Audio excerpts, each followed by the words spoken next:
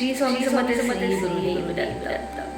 आपल्या कुंडलीमध्ये प्रत्येकाच्या कुंडलीमध्ये राजयोग हा असतो। जसं शनी आहे तर ग्रह आहे, तसंच आपल्या कुंडलीमध्ये राजयोग हा असतो। पण खूप वेळा असं होतं की आपण प्रयत्न करतो, कष्ट करतो, तरी सुद्धा आपल्याला त्याच्यात यश भेटत नाही। आपल्याला स्वतःचं घर पाहिजे असतं, पण ते घर होत नाहीये। बिझनेसमध्ये नुकसान होतं किंवा ज्या ठिकाणी जॉबला आहे त्या ठिकाणी तुमची भांडणं होतात। घरामध्ये वातावरण दूषित असतं, पैसा आपल्याकडे येत नाही। आपल्याला काही वेळेस अमापाचा पैसा पाहिजे असतो।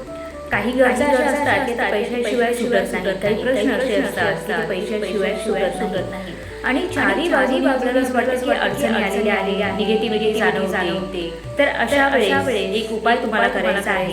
आजच्या ह्या व्हिडिओमध्ये मी तुम्हाला उपाय सांगणार आहे। खूप साधा आणि सोपा उपाय आहे।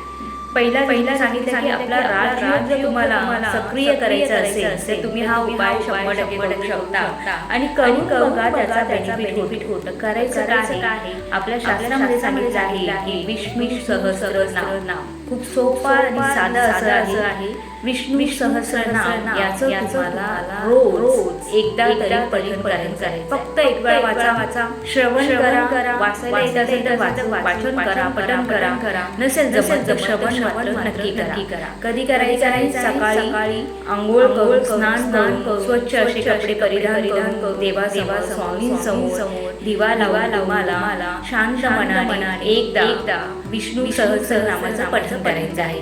आणि जर सकाळी जमत नसेल तर ही प्रोसेस तुम्ही संध्याकाळी करा। अंघोळ मात्र करायला नका, म्हणजे आपलं मन शरीर हलकं होतं आणि देवासमोर आपली प्रार्थना पटकन पोहोचते।